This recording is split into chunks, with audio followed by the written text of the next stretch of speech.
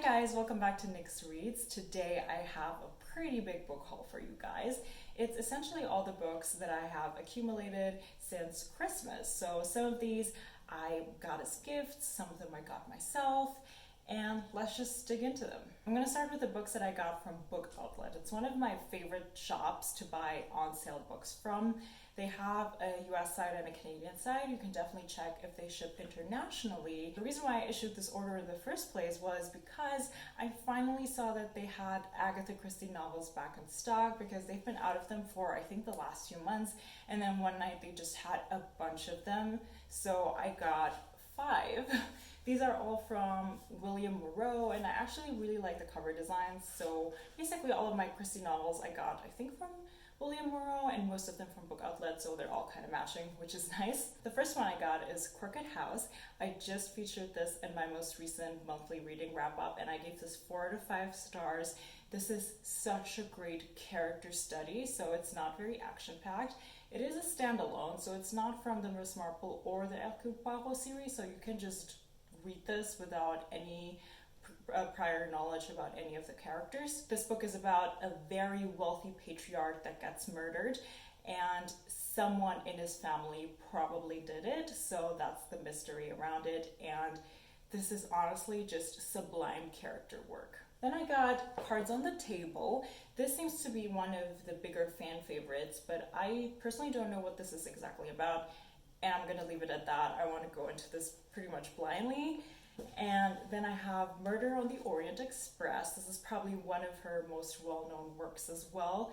I have never read this novel, but I have seen the latest movie adaptation with Johnny Depp, so I think it's quite true to the story, so I do know how it ends, but I'm still very much interested in reading the original novel. Then I got Taken at the Flood. I know nothing about this book. It says it's a Poirot mystery, and I mainly got it for the cover because I really liked how it plays with purple shades. Let's see if I like this one.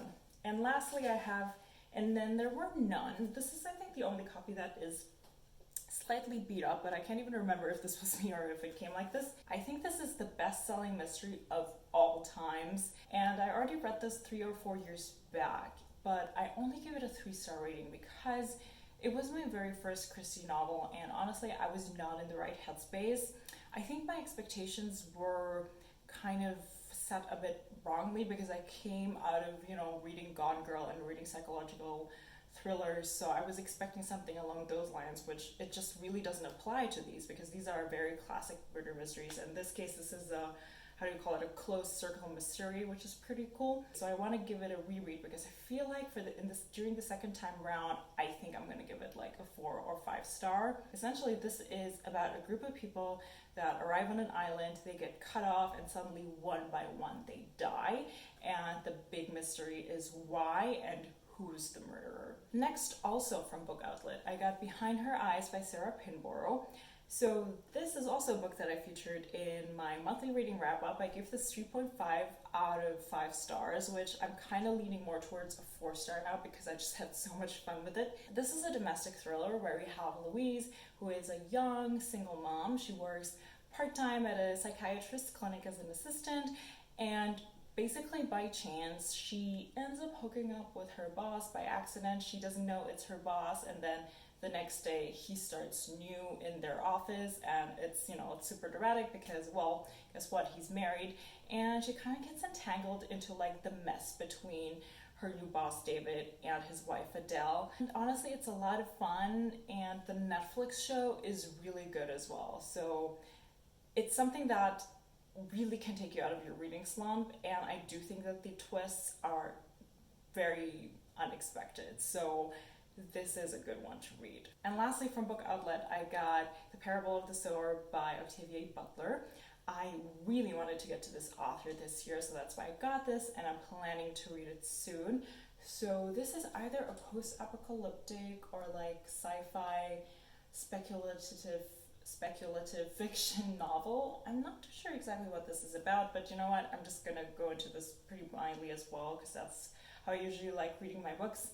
But honestly, I heard a lot of good things about her sci-fi work, so that's why I'm excited to dig into this. Next, I got 3 books from Chapters, which is called Indigo over here. First, I got Jade City by Fonda Lee. If you want to hear more of my thoughts, you can also go to my most recent monthly wrap-up video because I already read this. So this is an adult urban fantasy where you have clans on the fictional island of Kikan who rule the jade supply in this world, and jade basically can turn people into superhumans by wearing it, but only a certain type of human can wear jade. So this is kind of like a mafia story in an Asian setting, and this got so much praise in the last 2 years, and I was just a bit underwhelmed. I do think that the character work was pretty good. I think it's really great for exploring like intrinsic motivations and the family bonds, but the disputes between the clans and anything that's supposed to be intrigue was just a bit weak for me. Especially considering that this is an adult novel, I think it could have been more complicated than what it was. But you know, it is the first book in a trilogy, and I will give book 2 and 3 a shot. Then I picked up Starfish by Lisa Phipps, which is a middle grade novel in verse. I also gave this a 5 stars in my recent monthly wrap up. I absolutely loved this. This is about Ellie, who's an 11-year-old Texan, and she's experiencing fat shaming because she's a big girl. And essentially this book is about her handling that situation and handling her parents, going through a new therapist and finding new friends. And it's a really tough read, but it's also uplifting and gives you hope. And honestly, this is quite emotional and very impactful for a middle grade, so I just really loved it so much. I initially checked this out from the library, but because I gave it 5 stars because I was such a fan of this and it really touched me, I just decided that I want a copy for myself because I see myself rereading this soon as well. And then I got Mistborn from Brandon Sanderson. I am so excited for this one. I started my Cosmere journey last year by reading Elantris, and I liked that so much. Even though it had its flaws, I enjoyed it. And now I'm ready to dig into the first Mistborn trilogy, the first era, and I have such high expectations for this.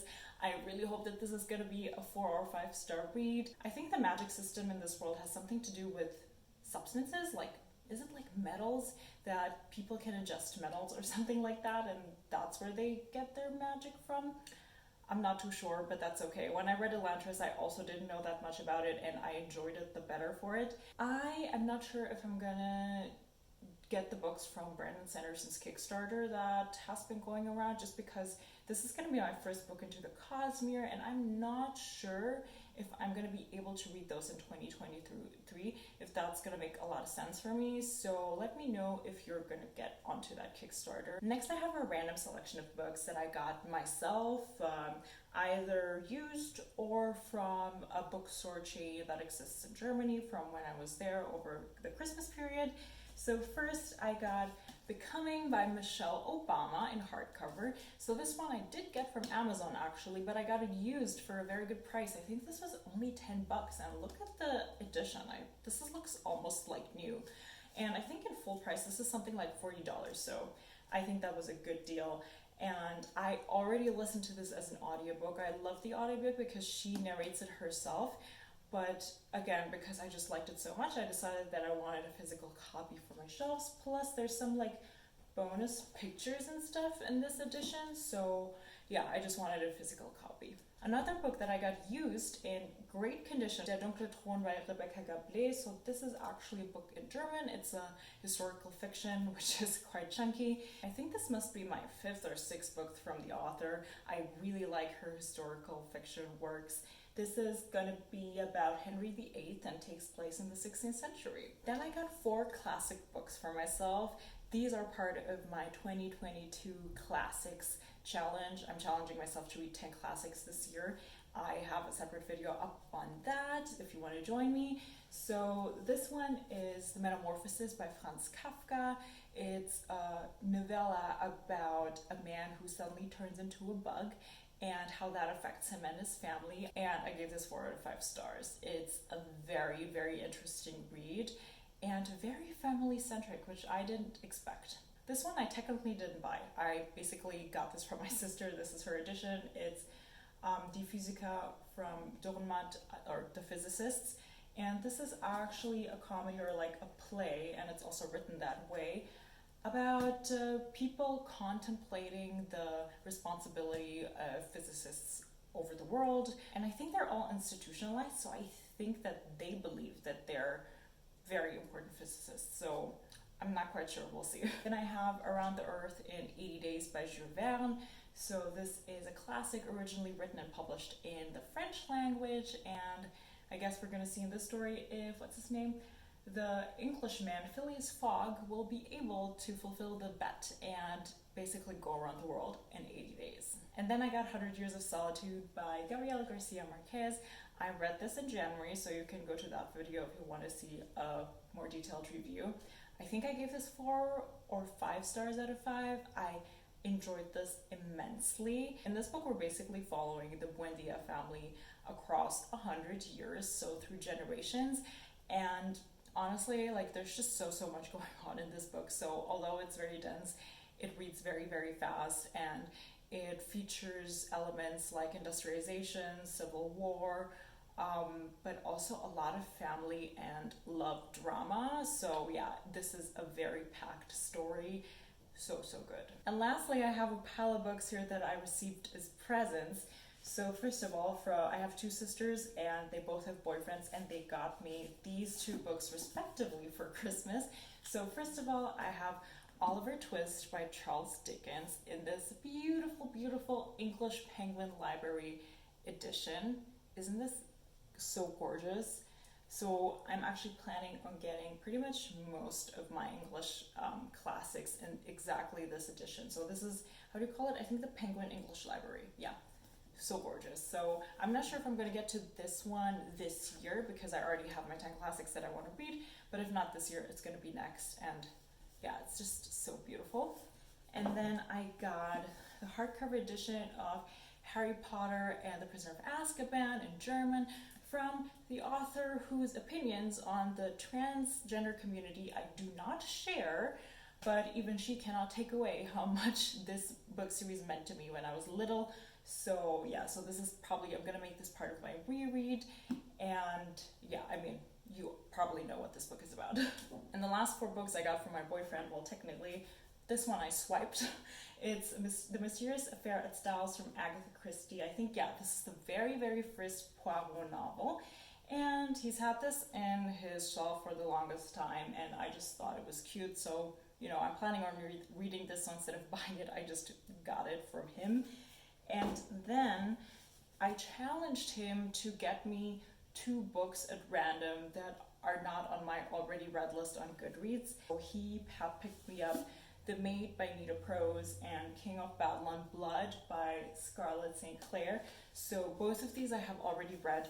This one I gave 4 out of 5 stars. I have a separate 5-minute review up on this on my channel. I really enjoyed this. It's about the maid Molly Gray, who seems to be on the spectrum, and she's a super lovable character. This is a very character-driven plot.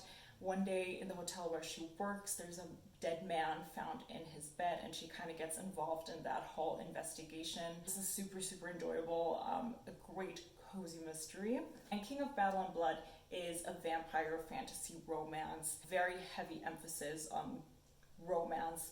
Do I dare to call this smut? You decide. But yeah, I mean, honestly, it's not that great of a reading experience. Feels pretty rushed. It's not that great of a fantasy story. Like, the fantasy side of this is just really not well worked out. The characters are not well crafted out. So yeah, I think there's a lot of romance out there that is probably better than this book. And lastly, this was part of his actual Christmas gifts for me, is Chrissy Teigen's Cravings All Together. So I already own the first 2 of her Cravings cookbooks, and I use them a ton. So yeah, he got me the newest one, and this is so great. I love the colors that she uses and the font. Look at this pink, so beautiful. I already made the broccoli salad with creamy cashew dressing, and I made the panko parmesan crusted salmon with the broccoli salad. This salmon recipe is so delicious, so if you own this recipe book, you should make this. It's such a fast recipe and great. So yeah, this is a great cookbook and I'm excited to try more recipes out. So those were the 20 plus books that I got during winter and the beginning of spring this year. And I hope that I will be able to get through most of this year, because I really don't want to carry over that many books into 2023. I am making an effort not to buy just a bulk of read books at the moment, but just to buy the books that I actually plan on reading pretty much as soon as I get them. Because yeah, I have a big physical TBR. I think I have about 39 books physically that I own that I haven't read yet, so I want to go through most of them. Let me know if you own any of these books and if you have read them. What do you think? So if you enjoyed this video, please give it a like, and feel free to subscribe if you love watching bookish content, either when you sip your coffee in the morning or get ready for bed, because that's what I like to do. And yeah, I hope I'll see you over here soon. Bye!